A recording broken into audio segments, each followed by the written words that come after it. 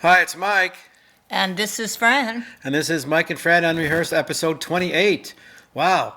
Hey guys, you're listening to 216 The Net. That's real life internet radio at noon on Wednesdays at www.216thenet.com. So how you doing, Mom? Oh, I'm doing all right. Except, I don't know. You always heard that story about as you got older, you got colder. Well, I'm freezing, and this little guy here is always roasting. He walks around the house with his pants up above his knees, looks like he's got on knickers, Yeah. and takes off a shirt to a T-shirt, Dago shirt, whatever you call it, Dago and Tima. he's roasting. Yeah. And I'm cold. I'm always hot. I'm I always know it is. asking, check the temperature. It's 75. Can't be. It's got to be 75. 63. Can't turn it up any hotter than that. It seems like there's a cold draft running around. But I was really pleased as the last birthday gift I got was a black knit Afghan That's from right. a relative, Carolyn Maglione, Caroline and Eddie in New Jersey. And it is as warm as can be. So I wrap this around me and walk around. Now, I didn't realize that she's been knitting since the day she was born. Yes, apparently. all her life. Yeah. And her, I don't know if her specialty is Afghans, but she does very well at it. And you have to follow a very intricate pattern, and you have to count each time you do it. Yeah. Isn't that insane? No, that's what you do when you knit. Is that what you do? Yeah. What happened to the But- knit one purl two deal? Is I that the don't thing? know. Or is that one? Is that another Hey, pattern? You're asking the world's worst knitter. Oh, I once decided that I should know how to knit. okay. And I was making a little cap, like a Days of Sonia Haney, a little ice skating cap. For you or for a kid? For one of the kids. Well, it turned out big enough for an elephant. I just kept getting bigger and bigger and bigger. And I made something else for Jim once that went huge, larger. I was not a knitter. Didn't you knit one purl two, I or could, what'd you do? No, I purled 100. All I know, I could crochet. I did make crochet That's funny. little dresses for some of my daughters at one time. Yeah. When it was acceptable. Now it would look kind of old-fashioned. Well, didn't we have a lot of like macrame kind of stuff? Is that the same thing, or Oh, what is that? no, that's whole different. That's different. I lived in the world of where you made the macrame coat plant hangers. Yeah, plant hangers. Oh my gosh. I made the fillers and shutters. I made necklaces.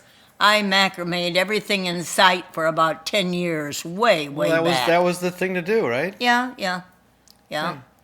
I did a lot of Yes, I'd forgotten about that. I did, yes. Well, when I think of knitting and I even made the necklaces and sold them at a store once. oh my God, Macrame necklaces, yeah. I bet you made a lot of money on those. No. It costs you so much to buy the material and the stuff. Well, that's like when we came back from the East Coast. I had a bunch of seashells that I collected, and I tried to. Oh, I think it was my neighbor, Timmy Sherman, was selling rocks and like crystals and stuff, and they were like insanely priced. Like little kids, like $1 and $5 and $10. And he had encyclopedias, and he was showing you what it was made out of and how old it was. And little geodes. Nobody cared. Nobody cared. So I had mine, and I had my little seashells, and it was like a penny or nickel or dime. And people were looking at mine, and I didn't even have the idea until I saw him, and I'm like, I got a lot of these, but I'm going to sell them for a lot less. And I thought that was kind of fun. We had a little table out there, and we had a little piece of paper, and we had a little price like nickel drawn on it. And you get him at the Jersey Shore when we go there. Every time we go back, we'd get a bunch of shells. I don't remember that at all. Yeah, well, that's what we did when we were on the beach, was collect a lot of shells. And we still have some around here somewhere, I think. Wow. Don't we? Jersey Shore, it's in our blood. Yeah, I have some stuck on some of the planters and the earth around the plants and stuff. Yes. Yeah. Now, let me ask you about this weather. We have this snow, and of course, you're the person that Well, I drive it. handles snow shovel and stuff like that. Oh, yeah. How has it been for you Well, driving? I gotta do the front sidewalk here. I mean, they will plow on the driveway and in the streets, which is nice. But right now, the garage has kind of got a few things I need to rearrange in there. And last year it didn't even snow like twice, but we got hit pretty hard this year. So I was out driving on Saturday, and we had a question here about snowing and driving, and it says, since it hasn't snowed in such a long time, do you forget how to drive in the snow? I go, not me. Some people might. But I think maybe I have more hours of driving with the Uber that I did, and just driving in general back and forth from Chicago back home. That it comes back. It's not like I have to take side roads to avoid the main road so I don't get into an accident. Because I was reading in the paper the other day, and the guy that does the what is it called? There was a guy in the Herald that usually has that section on grammar, and I think he was saying Usage of words. yeah, Yes, yeah, and I don't know English his usage, name. and he said that because he hasn't been driving to work and he's been staying home, and now the snow hit, that he's sort of afraid about going out there and driving, or timid, or whatever you want to say. But he'll avoid it like the plague, and he'll drive on side streets and things. And I think that might be even worse because they might not even be plowed. But anyway, getting back to Saturday, yeah, I went downtown. I was coming back, and I knew it was going to snow, and I got hit with it pretty bad. So it normally would have taken probably less than an hour. It probably took closer to like an hour and three quarters, maybe a little over an hour and a half, or I don't know. And when I got home the next day, you go, was it crowded on the road? I go, crowded. Nobody in their was right there. mind would be out there Yeah. driving in that crap. Yeah. I just figured, well, it won't be too bad. Well, it was kind of bad, but you just went slow because you couldn't start and you couldn't stop. And that was the problem. Once you're going, you're okay. But you got to keep the distance, and it multiplies by 1, 2, 3, 4, 5 now. And it's like, just got to go slow. And with the newer cars now, with the anti-lock, you can't really spin the wheels on them and expect them to go anywhere. It's all this safety stuff, and I hate that because you don't really have any control over your car. First time I hit the brakes with some ice with anti-locks, I just skidded right off to the corner. I had absolutely no control. I was like a sitting duck slamming into a tree. I'm like, what the hell is this? This is safety? I don't know. Maybe I'm not using it right, but I like the days when you used to have control over your car and control over your wheels. You want to spin the wheels, spin them. You want to do a tailspin, you turn this way and you hit the gas, and you're going to turn this way, and the back end of the car is going to go the other way. I'm used to that. I can feel that, and I'm more comfortable. So it takes a little bit getting used to it. So I'm driving now a 2018 red Kia Soul. Nice car, spacious, kind of square, but it's lighter than a feather when it comes to driving in the snow. And what does that mean? Well, it's not four-wheel drive. It's only front-wheel drive, and it has the anti-lock brakes and all this stuff that's supposed to help me control the car in ice and snow. And so I came home. I got here fine. I was kind of tired. I didn't want to park in the driveway because I figured I'm going to let them plow the driveway for the next day. So I'm going to park in the guest spot across the street. Yeah.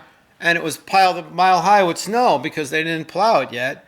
And I backed in, and I go, well, let me back in on the other spot. There's probably a little more room. Then I can just go straight into the house. And then I backed in, and I couldn't move. I couldn't move. I got stuck. So I'm like, well, that's funny. I got stuck within 100 feet of my house. I could look at my house right there, and I'm stuck right here in front. I go, well, I'm not going to mess around with trying to get it out tonight. I'll just get it out tomorrow, So I got all my stuff out, and nobody bothered me. But the plow came by and then pushed all the other snow on top of the front of the car. So I thought I was smart by backing in, and all he had to do was pull out.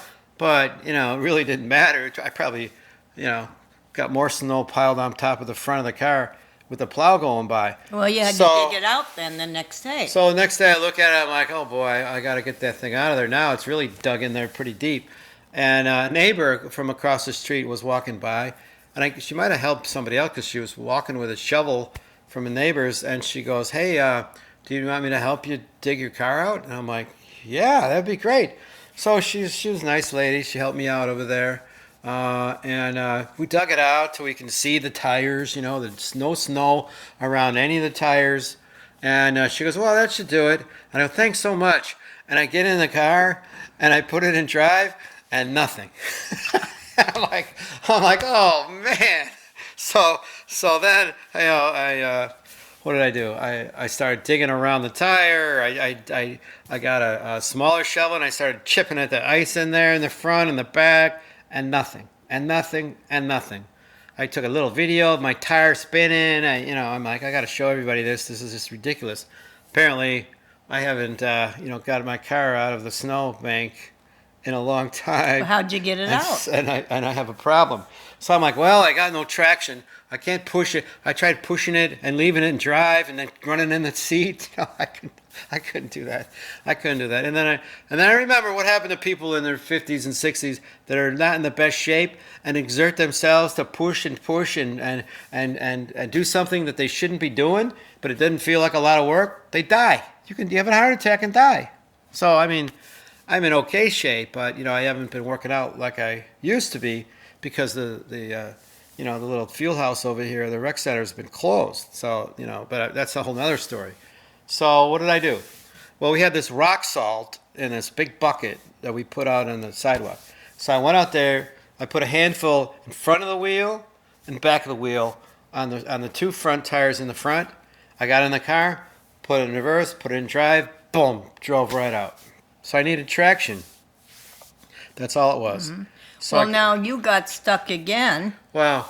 A couple All right. of nights later at your sister's. So we're doing the show for Wednesday tonight on Tuesday because we were going to do it on Monday. It was when we usually do it, right? And what happened? I was out driving around, grocery shopping, I guess, and Lisa called and said that she had a flat tire. She was all upset, my sister, and she didn't know what to do. And I'm like, well, maybe I'll just go over there. I called you and I said, I'm just going to go over there and fix the flat, and then we'll do the show tomorrow night, right? Mm-hmm. And that was the plan. So I get over there, and her driveway is a long driveway, okay? Double wide driveway, and the snow was probably like, I don't know, at least a foot, because it snowed and then it snowed again. And she didn't exactly use the snow plow, and the neighbors, didn't help her out with the snow plow either. It was like a mile high snow on there. But she's got the Jeep. It's a Cherokee. I don't know if it's 4-wheel drive or not, but you get in that thing and you put it in gear, and you're probably going to be okay because that's a nice heavy car and it's got big knobby tires on it. But So you came along with your little low car. well, I came along and like an idiot, I pull up. It's dark. It's night. I'm like, well, there she is. Well, look at that driveway. It's got some snow on it, and I didn't even think, and I just pulled right onto the driveway. I'm like, "Don't! What are you doing?" And before you knew it, as soon as my car got on it, I couldn't budge, couldn't move, nothing. And I'm like, wow, this is great. Why did I do that? So how'd you get out of that I just one? wasn't thinking. I wasn't thinking. So what did I do? I opened a garage there. She's got the little push button thing on there, and I got a shovel out, and I started shoveling around the tires in the front and the back, And you finally and the got back. it out? No. And then I started, and it didn't. And I put it in gear. Nothing. And nothing. Nothing. And nothing.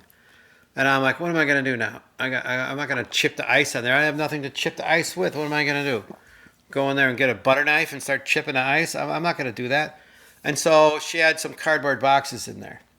So I took the cardboard box, I opened it so it's like a long cardboard box, and I chipped the ice enough to stuff the cardboard box under it, on the rear of the tire, so that I could drive forward. And no, where did I put it? No, I wanted to go backward, so I put it on the rear of the tire. And I jammed it in there, so if I gave it some gas, it would pick up on that cardboard. So I jammed one in, and I put the other one in on the passenger side. I didn't jam that one in as much, and the driver's side one went flying out, and I felt the car move, and I'm like, oh, that was pretty good. And then I look at the other one, and I didn't jam it in enough. So then I actually chipped the ice some more, and then I opened up the box so it was like double wide long, and then I shoved it in there, and then put it in reverse, and boom, boom, boom, boom, came right out. Just needed some traction. So, Well, so I left the two cardboard pieces on the driveway. She's probably gonna figure what the hell happened there. And then I shoveled a little bit on the tracks that she made so that she can come out there, you know. So because I went in there to fix the flat, okay, to fix the flat, and it was on the front left against the wall. And she has a really nice spare tire, and I went in there and there was a jack, but there was no tire iron or anything else. And I'm like, oh man, Lisa, if you get stuck in the road and somebody stops to help you, you're screwed. Because you got to have all that stuff in there. And then I put the little battery charger in there, too, that she had in her garage. It's real handy to have. And the jumper cables, too. You know, they're not going to do you any good in the garage. So I put those in the car.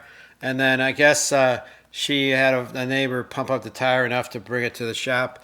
And then they helped us out over there with it. And it was just a little patch that he made on it. But I still have to go and get her a regular tire iron and a jack for that car so that, you know, if we need to do that, we can do that. But, yeah, it was a little bit of a fiasco, but anyway, that's all good. You know, well, we are going to have some more snow later on in Yeah, the week, we but are. down to Friday or by the weekend or so, it's going to be below zero. Okay, well, it's cold it's at gonna get night. very cold. Yeah, So you yeah. better put on an Afghan and put on your jacket Oh, and put I on know, another Afghan, I know. and I don't know what you gotta do. And get mad at you walking around with pulling your pants up and taking your shirt off. I'm roasting. I walk with knickers on. Yeah. Okay, just say that. I walk with Yeah. knickers on. I like knickers. Oh, It's in well, my you blood. make knickers out of every It's pair of in pants my you got. blood. I All wear right, sweats and I all pull right. them up and I got knickers. Okay. And I like it that way.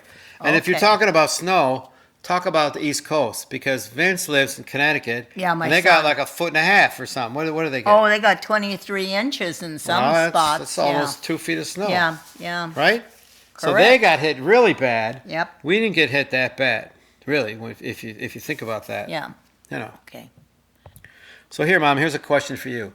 As an ex-school teacher, what do you think about what's going on with the schools? Should they be in class? Should they be at home? Is it safe enough for them to be in class? How safe does it have to be? What else could they possibly do? How are they going to convince the families that it's safe? And how is the school going to feel like it's safe enough to bring the kids back in? What has to happen there? Well, they're starting to get a little bit closer. I don't know. I think the kids should be in the school, and I understand the teachers wanting to be safe. I think they all should have the flu shot. I don't know. Oh, aren't they getting the flu shot, the I- teachers? I'm not sure if they all have them now or not. Well, I think they're doing better in Cook Yeah. County than they are in Lake County. But Yeah. but go ahead. Go ahead.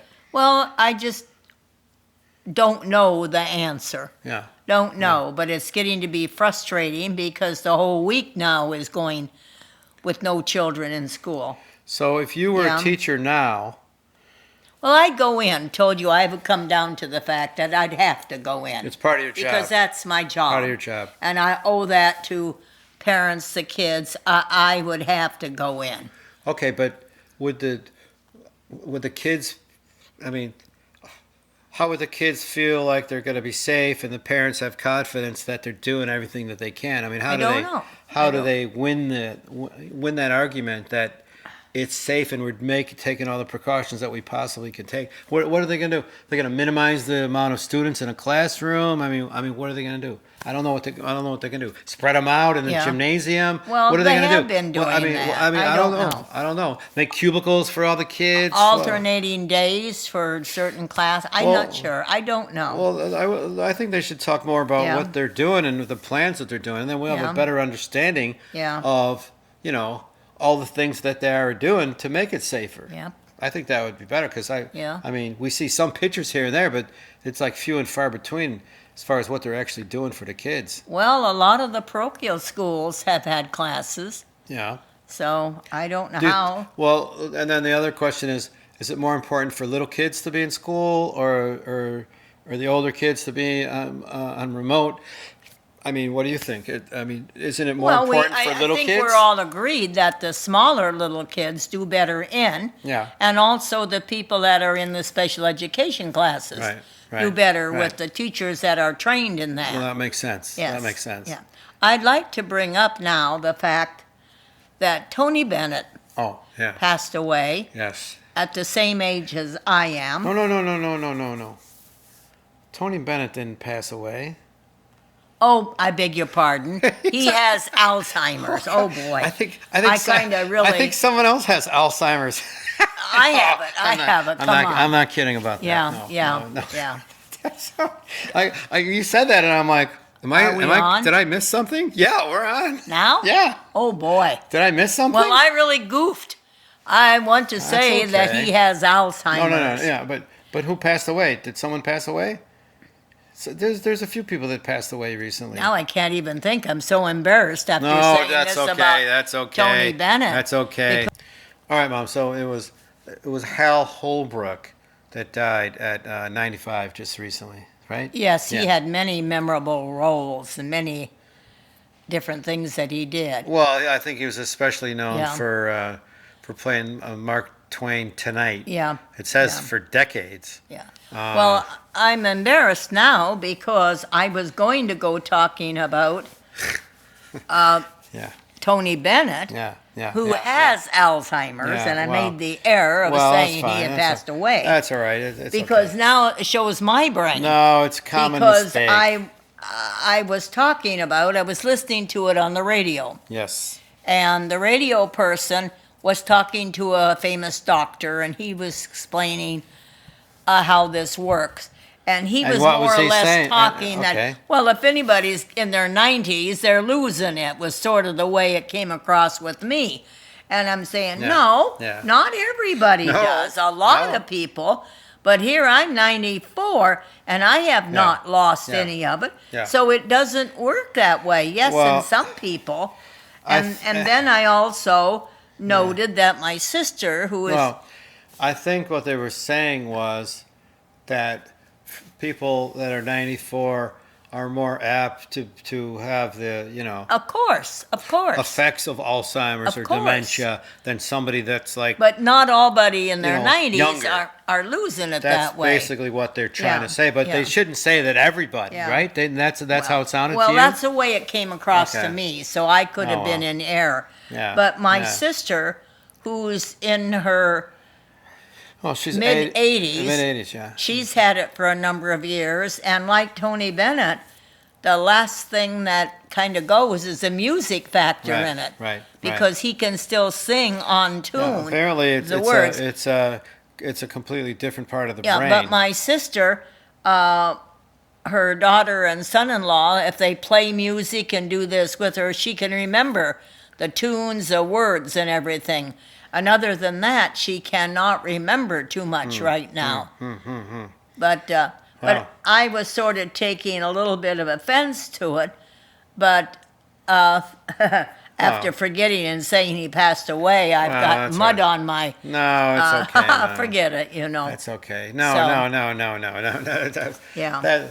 That doesn't qualify as showing symptoms of Alzheimer's. That would Well, be like forgetting your children's names or it's forgetting flubbing my up. name, It's or flubbing it'd be up. like totally Yeah. blanking out on where you're at Yeah. or where you live, or I mean, it's a pretty serious condition. Yeah.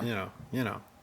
What's that, Mom? You got another question? Well, Mike, somebody wants to know what we think can be done about all of the car thefts. Oh, in Chicago, yeah, it's In crazy. Chicago. It's crazy. It was like 300% or something higher this right, January than yeah, last January.